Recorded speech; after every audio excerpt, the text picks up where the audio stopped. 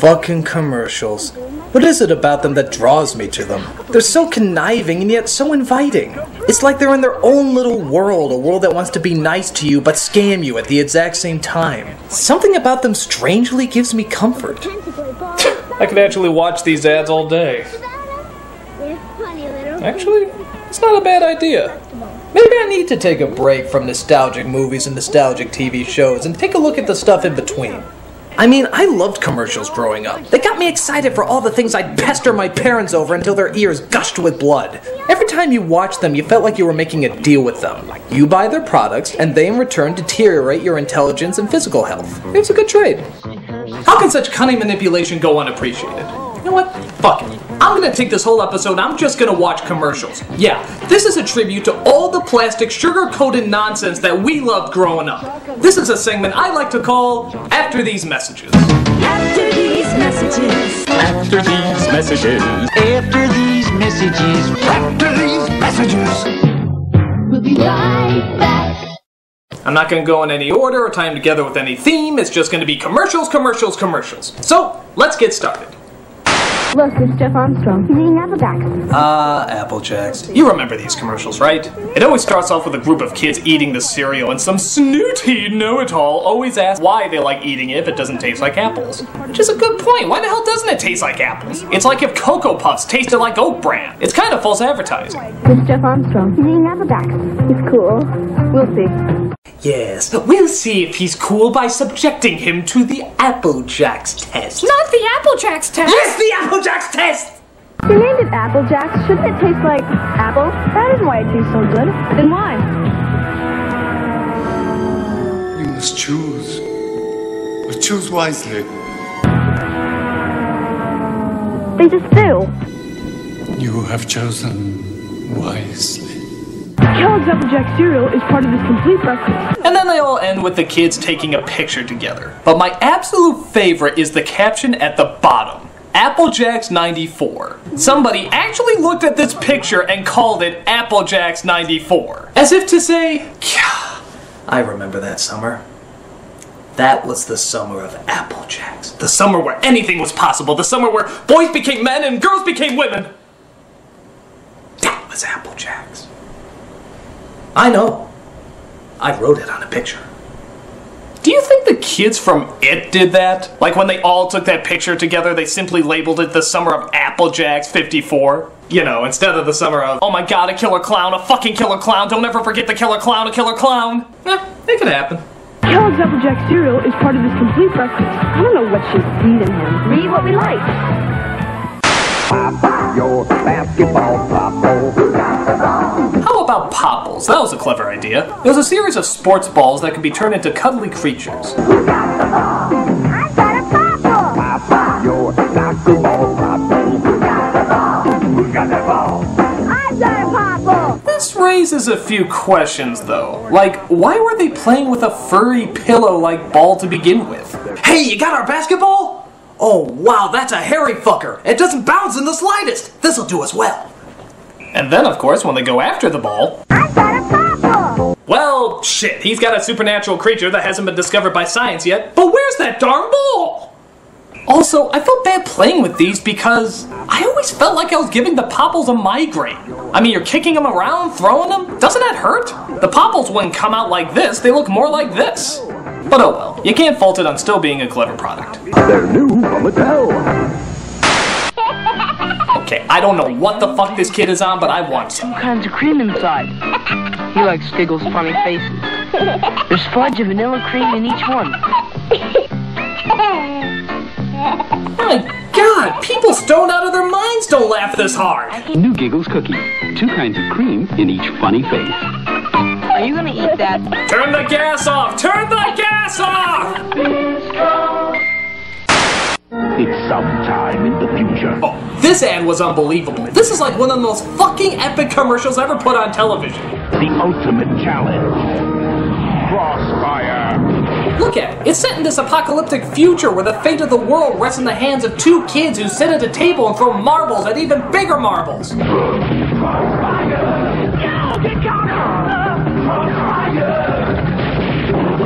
It's like the world of Tron if it was run by Lucas. It's the most badass commercial ever. Go, Billy! The fate of Armageddon lies in your hands!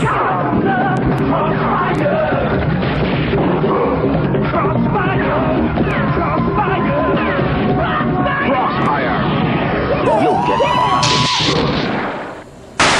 Santa has a very special Christmas message he wants everyone to hear. I don't think they do these anymore, but a long, long time ago, they used to have hotlines for everything. Call 1-900-909-4300. $2 first minute, 45 cents each additional. Look at that. Just $2 for the first minute and only 45 cents every additional minute. It's pretty fucking costly for the 1980s. And Santa needs your help to spread the Christmas cheer.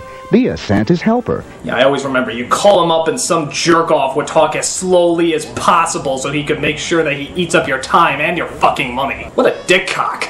Get your parents' permission to call Santa's special phone number now. Actually, this sort of takes on a different meaning nowadays, doesn't it? When you make a call that costs money, there's usually a different idea behind it. And the idea of Santa being a part of that is pretty freaking creepy. You've reached Santa's hotline. Have you been a naughty little boy? I bet you have. What are you wearing, naughty little boy? I have a candy cane in my pants for you. Get naked. Speaking of Santa, how many of you get nostalgic whenever you see this commercial every year? It's practically a staple of Christmas now. Yabba dabba fruit, delicious do. Ho ho ho, I'm hungry. Santa, my pebbles! Your pebbles! 'Tis the season to be sharing, Fred. Happy holidays, pal. Oh, Fred. Hey, Fred, how can we celebrate Christmas if Jesus isn't born yet? Just eat your fucking cereal. It's for breakfast now. Get this, when Nintendo was all the rage, they actually made a Nintendo cereal. Yeah, it wasn't a Mario cereal or a Zelda cereal, it was just Nintendo in general. What a weird idea. It's kind of like making internet the cereal, isn't it? Though it would probably be the first cereal where you have to be over 18 to eat it. And it wasn't just called Nintendo cereal, it was called the Nintendo Cereal System. What the hell does that mean? Do you really have to put the word system at the end? Are we really gonna confuse this Nintendo for another Nintendo? Nintendo Cereal System is a super part of this nutritious breakfast. No! You meant Nintendo the Entertainment System. I thought you meant Nintendo the animatronic horse that only eats toothpaste and circus midgets. He's very big in Sweden. It was kind of cool because it was technically 2 cereals in one. That means there were 2 bags in each box. But I remember it was kind of a pain. Once you open the bag, you can't really close it. So if you open both of them and poured it out, you'll get double the cereal all over the place. Maybe that's why it didn't last so long, because half of it was on the floor instead of the bowl.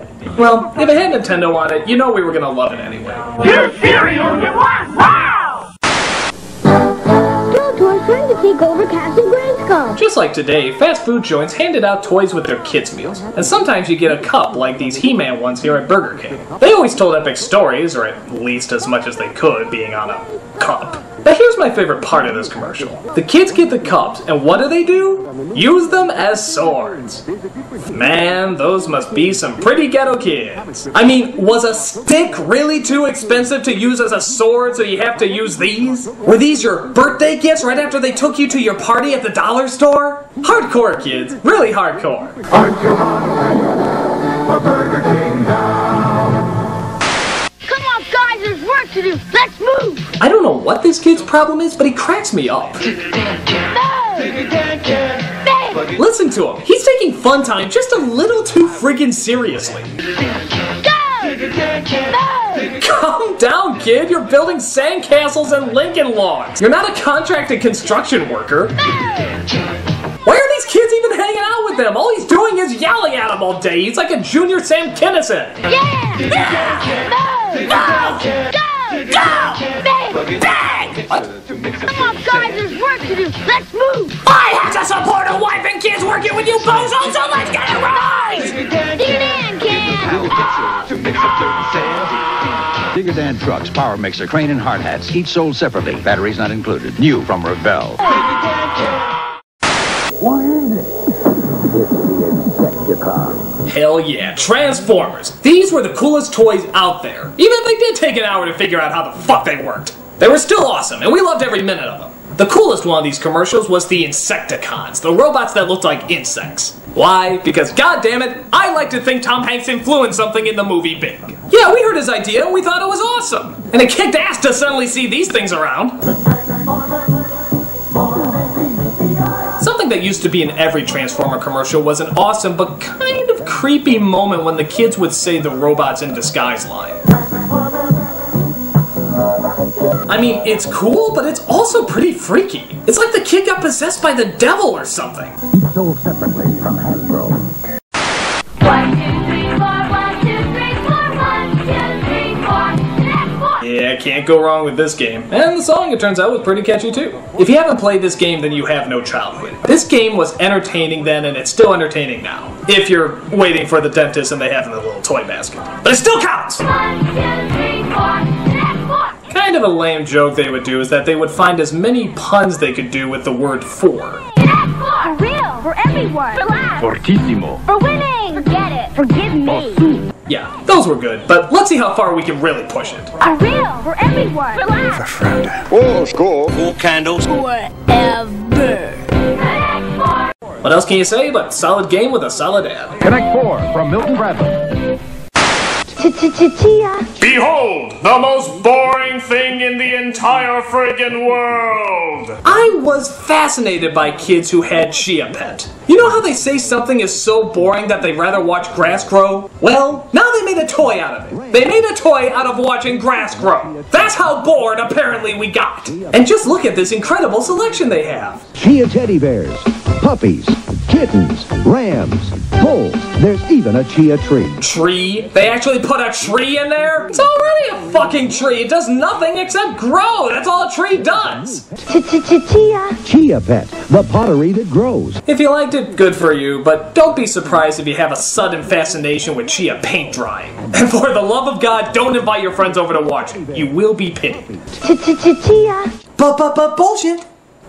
This is the Micro Machine Man presenting. Oh, this guy is awesome. He started off as the FedEx man and moved on to a toy called Micro Machines, which sadly I don't think exist anymore. Cruiser, mini Micro Machine vehicles, planes, and boats to the police station, the marina, the mini motorcycle repair shop, the gas station, the construction office, work, the real working drawbridge, highway, passenger wrap, and garage doors. This guy is an advertiser's dream come true. He gets out all the information you need in seconds. Literally seconds. The dramatically detailed, terrifically trimmed replica of the real thing that holds 25 Micro Machines with fabulous, fantastic features, 2 totally terrific elevators, real working hoist, runway, and 2 cargo arms. Every time he came on TV, you felt like you were doing ecstasy. Everything just seemed so fast, and everything else moved in slow-mo after he was done. And these playsets fit together to form a perfectly precise Micro Machine world. Billy, it's mother. Come to dinner.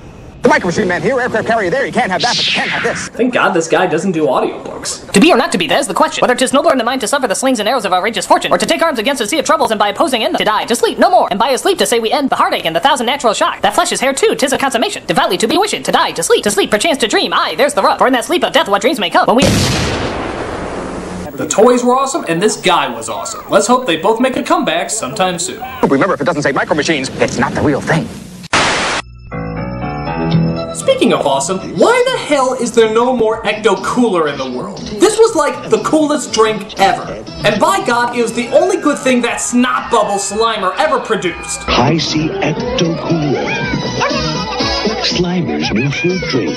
Though speaking of which, what are we supposed to assume that stuff is? I mean, did the best thing to come out of Slimer literally come out of Slimer?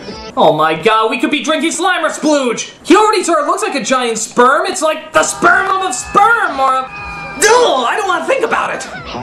Screw it. Whatever it was incredible. And it lasted a real long time, but at some point they discontinued it. And by God were we pissed off. I keep hearing they're gonna make a new Ghostbusters movie sometime soon, and I'm telling you right now, if they do not do a crossover with Ghostbusters 3 and bring Ecto Cooler back, somebody really will be a fucking ghost. Ecto Cooler. You've been warned. Wow. Here's Wet Banana. You can dash and splash on Wet Banana like Billy. Yes, be like Billy and take a ride on the Wet Banana. You can dip and flip like Ricky. Yes, dipping and sliding is a very good thing to do with your Wet Banana. Slippery wet fun for the whole gang. A very special kind of gang, but yes, slippery wet fun is guaranteed. Could that be Mom on Wet Banana? It is! Mom! Get off my wet banana! What would Dad say? Regular Wet Banana, 25 feet long, and the new Wet Banana Super Slide, 30 feet long. My, that's a fucking big banana. Each sold separately. From Cokie. Caution, may hurt some women. Down at Fraggle Rock. Down at Fraggle Rock. I love Fraggle Rock. Then why'd you turn it off? Chris, why don't you read something? But the Fraggles are really fun. Ah, yes, the TV that actually encourages you to read. That's something you don't see very often. I'm so confident you won't stop watching me that I'm just giving you books! Ha ha ha ha ha ha! You can't read your addiction of me. I won't die until the internet's invented. I got 10 more years, suckers! Ha ha ha ha ha ha ha! Magic Potty Baby. Oh god, not one of these. Quit while you're ahead commercial. You might be able to sell it if you stop now. Help you with your training pants, you make me so proud. Your potty. Oh, nasty! I mean, go! It's fun to help Magic Potty Baby learn to use her potty. No, it's not! It's fucking gross! God, and they say boys can be disgusting. Ooh. Magic Potty Baby, I'm so glad. Don't kiss it, you don't know where it's been! Potty Baby and her magic potty. No water, no mess. Just pray that thing doesn't have to go number 2. There, I spent all my time watching no nostalgic movies and no nostalgic TV shows. Just commercials. Nothing but commercials.